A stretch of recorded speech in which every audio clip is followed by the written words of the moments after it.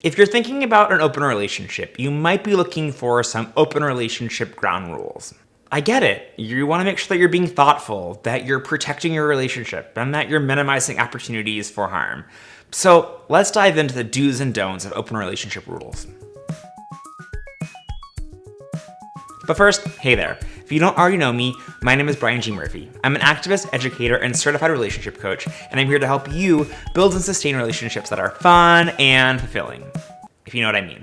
You can subscribe for new videos every Wednesday afternoon. All you have to do is click that button down there, and you'll get videos on everything from communication, jealousy, shame, sex, hooking up, open relationships, the apps, all that good stuff every week. So let's dive into this week's topic. When I work with a couple who is opening up their relationship, or with someone who is entering into an open relationship for the first time, they often want to go to figuring out ground rules. These can vary from couple to couple, but they often include things like you can't have actual sex, it has to only be cyber sex. You can have sex, but there can't be kissing. You can't have emotions attached. You can have emotions attached, but there can't be any sex. You can't do it in our home, can't do it in our bed. I have to be there with you. You have to use condoms with other people. You can't hook up with the same person more than once.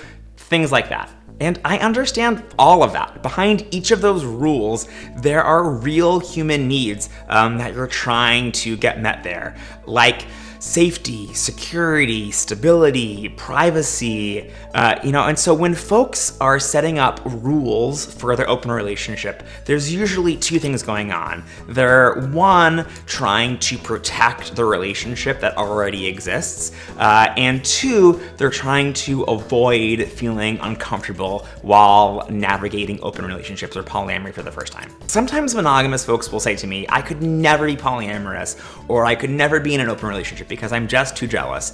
And I always sort of think to myself, well, like, if you're in a monogamous relationship and you're still super jealous, then it doesn't seem like monogamy is protecting you from those jealous feelings.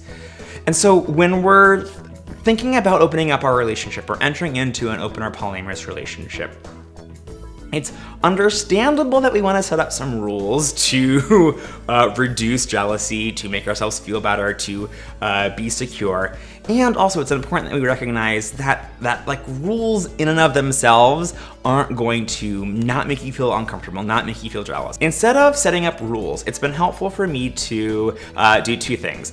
One is to get clear on my feelings, my needs, my wants, how I might get those needs met, which I've talked about extensively. I will put a link to a playlist down below. You can click on the featured video up here.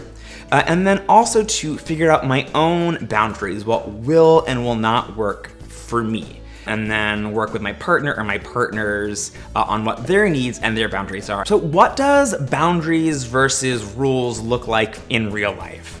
A rule is trying to control another person, whereas a boundary is something that I can't control myself. Instead of saying you can't bring someone over to the house, it might be, if this is my home, in order to feel safe in my home, I need to know ahead of time who's gonna be in my home. And if you sort of trespass into my space, I'm gonna not want to trust you with access to that space in the future. Figuring this stuff out ahead of time, rather than just sort of having this like blanket list of rules and then not being exactly sure what happens if those rules get broken, other than like you're in trouble, is gonna be huge. Here are some boundaries that work for me.